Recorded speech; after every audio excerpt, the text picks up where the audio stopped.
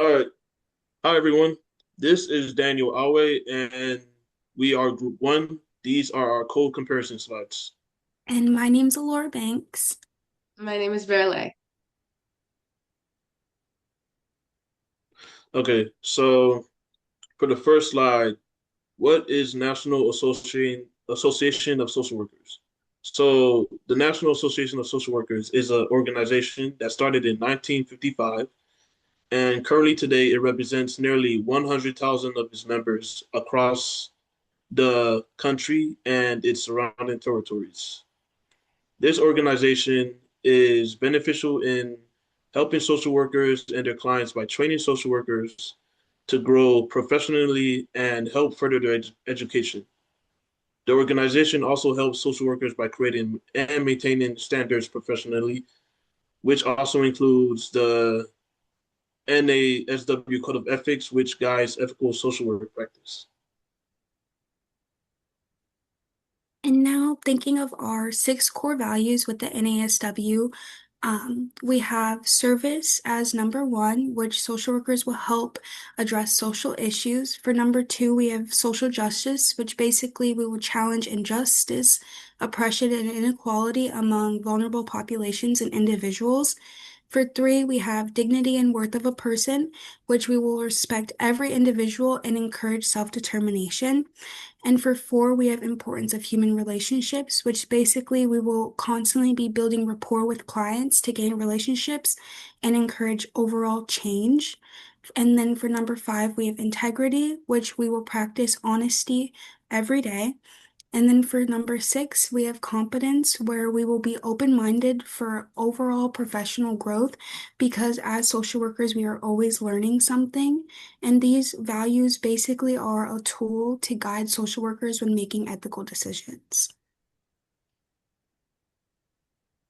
So, the National Association of Social Work has ethical standards as an outline, as guidelines um, on how to make those ethical decisions.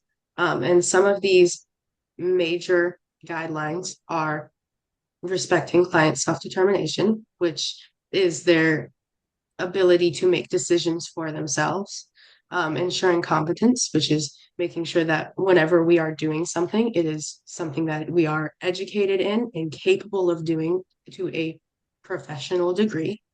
Maintaining confidentiality. This is, keeping trust between client and social worker and only, sharing information on a need to know basis. Avoiding conflicts of interest includes things dual relationships, making sure that you are only working with a client as a social worker, and not as a friend, not as a lover, not as an enemy.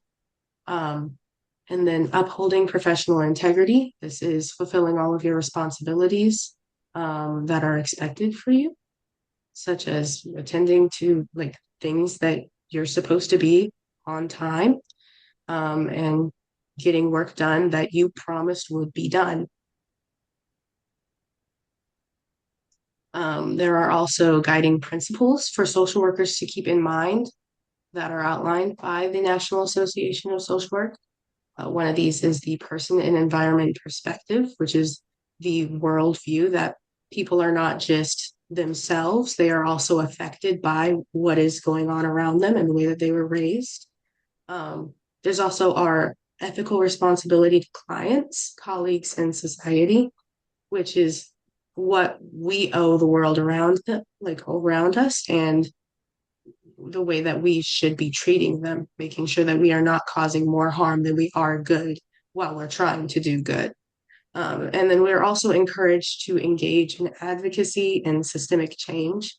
Whenever we see social injustice, it is our responsibility to speak out against it and take action against it.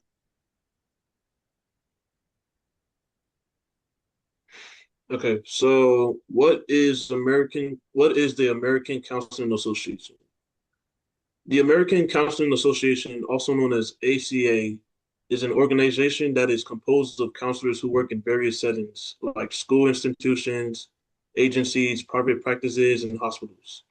The main goal of this organization is to help support and strengthen and elevate the counseling field in order for people, families, and communities to improve on their mental health, education, and career outcomes. The mission of this program is to create a better society that continues to help counselors to grow more professionally while advocating for the profession and also using counseling to promote respect for human dignity and human differences. They also focus on supporting human development across the lifespan, promoting social justice, protecting the relationship between counselor and client, and honoring diversity and multiculturalism.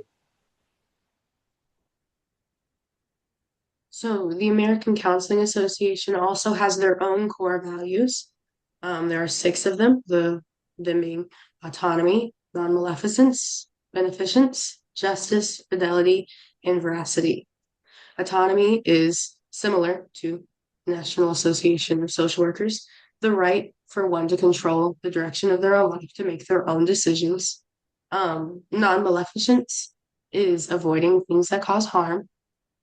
Beneficence is working for the good of the individual and society by promoting mental health and well-being. Justice is treating individuals equitably and fostering fairness and equality. Fidelity is honoring commitments and keeping promises, including fulfilling one's responsibilities of trust and professional relationships. And veracity is dealing truthfully with individuals with whom counselors come into professional contact.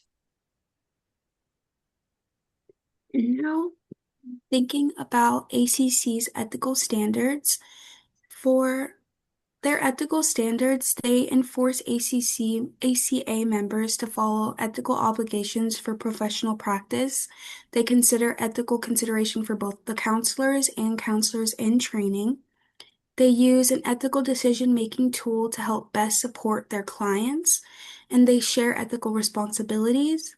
They refocus on the mission of the American Counseling Association, and it helps create a structure for addressing ethics and complaints of ACA members.